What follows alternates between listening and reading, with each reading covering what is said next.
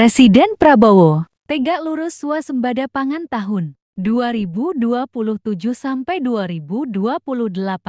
Indonesia mampu asal mau. Swasembada pangan ditargetkan Presiden Prabowo tahun 2027 sampai 2028.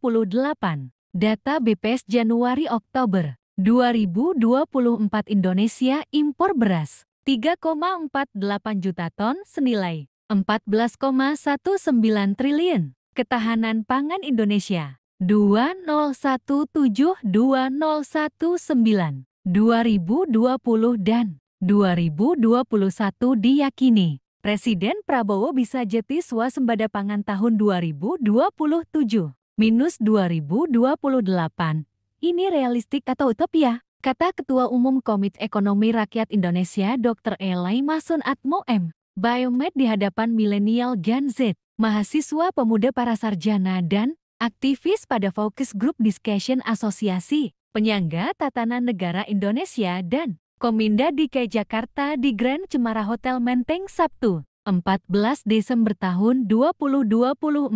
Juga hadir narasumber Ereka Oktasari, dosen UBK, Jakarta, bangsa terbesar dan terkaya, Ketua Umum APKLI. Ini tuturkan kita semua milenial Gen Z, mahasiswa dan pemuda dituntut memahami perjalanan Indonesia dan dinamika tatanan dunia global. Indonesia, bangsa terbesar terkuat di dunia, lahir dari lebih 750 suku bangsa dengan beragam varian perbedaan yang terukir dalam Bhinneka Tunggal Ika.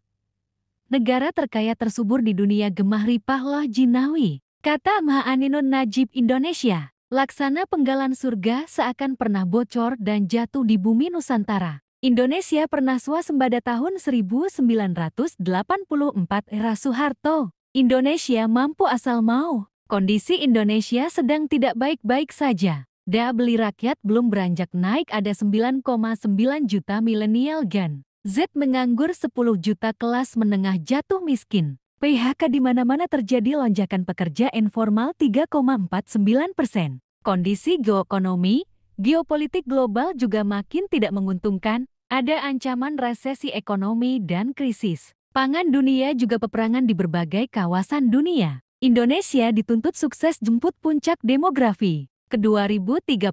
Jika gagal, terjadi malapetaka, pengangguran dan kemiskinan membludak, bahkan kelaparan yang bahayakan eksistensi NKRI.